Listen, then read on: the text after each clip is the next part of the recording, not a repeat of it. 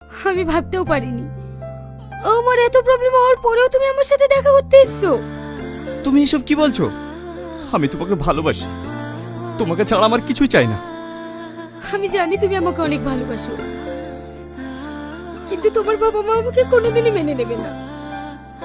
আর মেনে নেবেই বা কেন বলো? যে মেয়ের কোনোদিনও সন্তান হবে না, সে মেয়েকে কি কেউ কখনো ঘরের বউ করে নিয়ে যায়?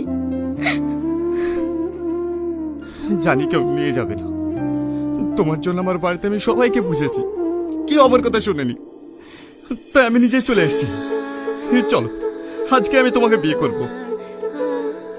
বিয়ে তো করব, কিন্তু তোমার আব্বা? কোনো কিন্তু না, আবার ঠিক মেনে নেবে। চলো, আর দেরি করো না।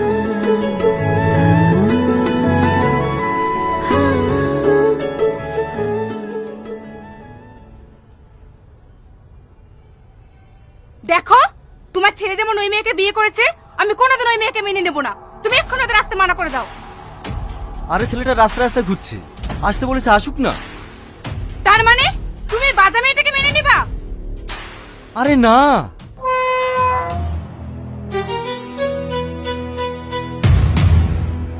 আব্বা, বাবু, বৌমাকে নিয়ে চলে এসছি। হে দিদি, আমার বৌমাকে আজ কত সুন্দর লাগছে। ওরে আমার মধু। মুয়া।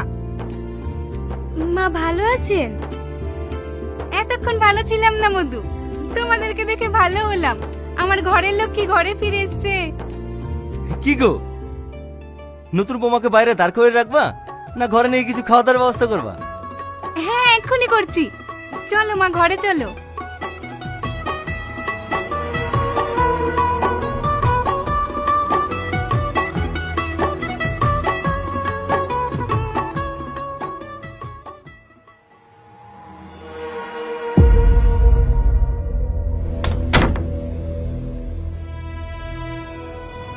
এই বাজা, তুই কি করে ভাবলি আমার ছেলেকে ফাঁসিয়ে এই বাড়িতে রাজত্ব করবি?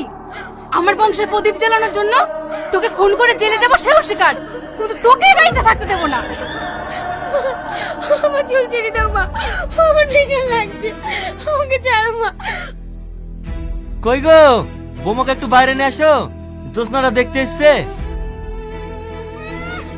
এই বাজাকে আবার দেখতে এসছে।